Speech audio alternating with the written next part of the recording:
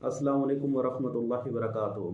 आज से रमज़ान मुबारक का तीसरा और आखिरी अशरा शुरू हो रहा है, जो कि जहन्नुम से आज़ादी है। इसमें दो चीज़ें आम हैं, एतकाफ़ और शब कदर।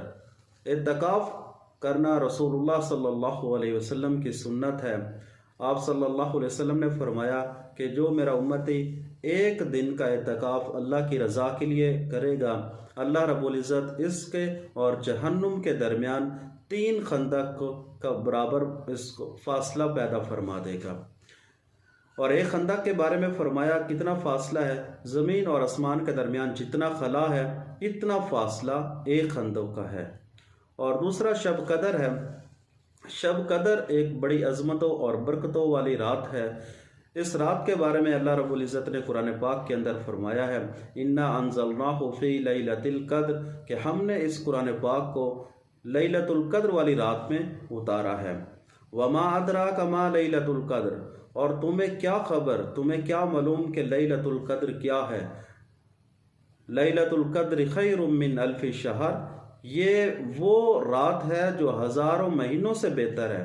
क्या मतलब है कि आप 1000 महीनों की रातों में इबादत कर लें, इससे ये बेहतर है कि आप शब कदर में इबादत कर लें।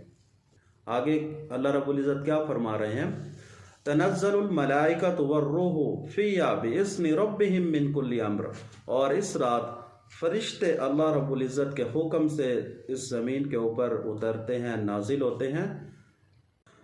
और फिर क्या फरमाया, सलामुन हिया हत्ता मतलइल फज्र, और ये फरिश्ते जो हैं फजर होने तक इस रूए ज़मीन के ऊपर रहते हैं। और इस रात जो कोई इबादत कर रहा होता है, ये फरिश्ते उससे मुसाफा फरमाते हैं, और ये एक सलामती वाली रात है।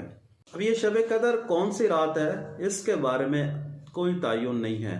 आप सल्लल्लाहु अलैहि वसल्लम ने फरमाया कि आखिरी अशरा की ताक रातों में आप इसको तलाश करो। 21वीं की रात है, 23वीं की, या 25वीं की, या 27वीं की, या 29वीं की। आप सल्लल्लाहु अलैहि वसल्लम फरमाते हैं कि मुझे मेरे अल्लाह ने शब कदर का इल्म अता फरमाया, और वो मैं तुम लोगों को बताने के लिए बाहर तशरीफ़ ला रहा था, लेकिन इन दो आदमियों के लड़ाई की वजह से अल्लाह रब्बुल इज़्ज़त ने वो जो इल्म था वो आप सल्लल्लाहु अलैहि वसल्लम को भुला दिया। अब आप सल्लल्लाहु अलैहि वसल्लम ने फरमाया कि आप इसको आखिरी अशरा की ताक रातों में तलाश करें।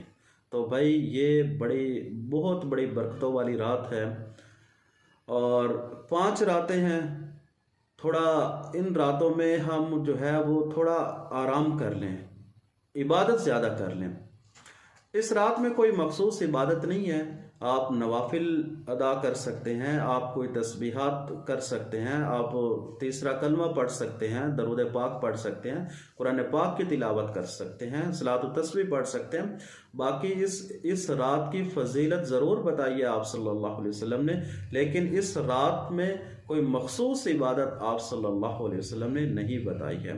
यह हमारी तरफ से बनाई गई है कि ये इबादत कर लो, ये इबादत कर लो, नहीं, ऐसी आप सल्लल्लाहु अलैहि वसल्लम ने कोई मखसूस इबादत नहीं बताई।